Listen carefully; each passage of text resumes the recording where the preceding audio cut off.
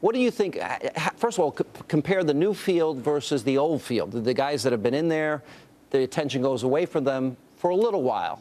What is going to, how are they going to break out? How does anyone break out in this? I think it's a vibrant field, actually, really varied in the makeup of that field, coming from various positions within the Republican Party. And I think there's going to be a pretty sharp-edged debate between them. But their commonality will be they're going to start going after President Obama, That's specifically on the economy. Yeah. When Mr. Romney came out there, Governor Romney came out and flat out, a failure, an F. That's going on the attack. And there's plenty to attack over. And I think you're going to see a lot of that over this summer. Real quick, you have to guess the top three that are more likely to win at this moment, not even 17 months out, because the caucuses begin in early next year. I couldn't say. I don't know, but I do know this. But if I had to press you. I'm not going to do it.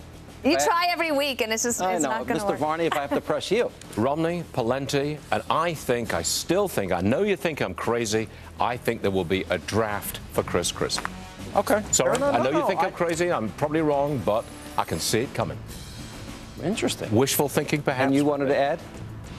I'm totally wrong. Go ahead, say it. No, well, all I was thinking was that as soon as you start listing them, and that somebody still could emerge. Sarah Palin hasn't even announced yet, and I think that we're anxious to find out who this is going to be. I don't know if she's running. I think that the bus tour would lead you to believe that she wants to do something. I don't care. It's a terrific field. It really is varied and vibrant. Go after the president on the economy. They have to focus. This is what I was actually going to say for my last word, which is they have to avoid the temptation of falling into the second media narrative, which is that the conservatives and the Republican Party is all split. Yeah, I agree with that. That's they got to focus on President All right, we'll talk Obama. about that next week. Okay. That's a good point. Good to see you both. Thanks for being here. Coming up, a pivotal House vote on whether to raise the debt ceiling. It took place just moments ago. We're going to tell you whether the GOP prevailed in its effort to block this move. Juan Williams is here with reaction, plus my interview with Heisman Trophy winner and the man behind last year's most controversial Super Bowl ad, the one and only Tim Tebow is here. That and much more straight ahead. House Republicans succeeded earlier tonight in blocking the Democrats' attempts to raise the debt ceiling. Now, that motion failed by a margin of 318 to 97. Now, Republicans opposed the measure because it was not tied to any plan to reduce the nation's ballooning deficit. As you know, that's a problem the Democrats do not want to tackle. Instead, their motion would have raised the debt ceiling by a whopping $2.4 trillion and done nothing to address America's fiscal woes. Believe it or not, we hit the $14.29 trillion debt ceiling weeks ago. But contrary to the Democrats' dire warnings, nothing happened. The world didn't collapse. So is there any reason to send more of your hard-earned tax dollars to Washington? Joining me now with analysis, Fox News political analyst, the one and only Juan Williams. Sir, welcome back. Good to be with you, Sean. All right, so Boehner today calls the president's bluff. You got a straight vote, clean bill. Where'd all those Democrats go, Juan? They don't like the president's plan. None of them voted for the president's plan. None of them voted for the clean bill. What's going on? They're not supporting their fearless leader? Sean, if you take this seriously, you're the only guy in the House that doesn't realize that there's a game being played. It's I realize the game. That's not This is a huge game going on here, and nobody expected this to succeed. Dave Camp, the head of the House Ways and Means Committee, Republican from Michigan, introduced it because he wanted it to fail, and it was intended to try to demonstrate that, the Democrats aren't serious about deficit reduction. But everybody's in on the game except you, apparently. I mean, the Chamber of Commerce, they know that it's a big joke. They say Wall Street's in on the joke. Wall Street knows it's a joke. The vote took place after the closing bell, so as not to potentially spook Wall Street. The president asked for it. The Democrats asked for it. They got their vote, and the vote failed. Now, wait a minute. Wait a minute. Dave Camp is a Republican. Here's the problem. This game you're talking about is putting debt on every single American to the tune of tens of thousands of dollars that they've got to pay back in the course of their working life, Juan. That game doesn't seem funny to me. It seems that the Democrats, if they can't vote for the president's plan, they can't vote for a clean bill. What is their plan? Because, let me quote Bill Clinton. Okay. He said, the failure to address our nation's fiscal problems aggressively carries its own risks for the Democrats. He's right. He's absolutely right, but that has to be done over time, Sean. It's not a matter of a one-stroke deal, right now, don't raise the debt ceiling. And you know what? Most Americans right now agree with you and say, oh, yeah, it's like a credit card. Cut off the limit, and that means people will spend less. Well, what that means in reality, when you're talking about the U.S. government, is you're talking about the biggest economy. You're talking about scaring people who have investments all over the world, and therefore, possibly getting our economy, which is very fragile right now, to go back down into another recession. Hey, Juan, it would hurt us all, We've heard Sean. this all before. This is the same arguments. The president said if we don't pass a stimulus bill, spend more money, go into more debt, we're going to face catastrophe, and unemployment will go to 9%. If he passed his plan, unemployment wasn't going to go above 8%. Here's the problem, Juan. The only thing the Democrats know is to spend money. Spend money, spend money. Well, wait a minute. Look, the political climate has changed, and I think you deserve some of the credit, but the political climate has changed. Americans want the government to be smaller, to spend less. It's just a matter of how you do it. And the way to do it is not to say, oh, we're not going to raise the debt ceiling. That is juvenile. I mean, you think back to what happened when, we're not going to have TARP. We're not going to bail out Wall Street. What did Wall Street do back in 08? It went down almost 800 points in a day, and that took money out of my pension, your savings. It hurt us all. If you're so concerned about Wall Street, and I believe you probably are. If you're so concerned about the markets, if you're so concerned about how the world perceives our economy, what's worse? $16, $18 trillion in debt, or holding the line and becoming fiscally responsible, which the Republicans bravely have put out a plan, and the Democrats have done nothing but scare the living daylights and distort what the Republican plan is. I don't think they've distorted. I think you saw from the voters up in New York State that they don't like the Republican plan. The Republican plan would cause for, Medicare, the promise of Medicare to our seniors to disappear. That's not true. And secondly, let me just say this to you, Sean, that the Republicans right now in the budget that they voted for, they call for trillions in increased borrowing over the next 10 years. And yet here they are saying, oh, we're going to have a vote right now and no increase in the debt ceiling. That's hypocrisy, Sean. You need to read, when they had that image of Paul Ryan pushing Granny over the cliff. That's politics. You know what? But you just said the same thing. You said old people are going to be not being taken care of. That's what the president said. The Ryan plan, everybody that's 55 and older gets the exact same plan that they have.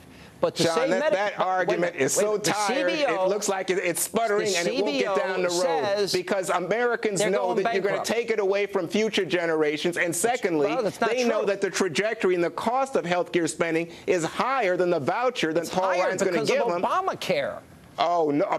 Wait a second. Take away Obamacare. Just go with Paul Ryan's plan. Right. The cost of health care spending, if you're relying on the insurance companies, the drug companies, is going to far exceed the voucher. And then you're going to have elderly people trying to negotiate with these insurance companies. And it's just going to be terrible. There's two alternatives. Either we save it from bankruptcy, which it's headed towards, and the CBO says it's headed there, and every governmental agency says that, or you preserve it for the old people now, and you set up a new system that is more fiscally responsible, less bureaucratic, that ultimately results in its long-term solvency. That's the deal. Yeah. You don't have any other choice. Save it or spend ourselves into oblivion.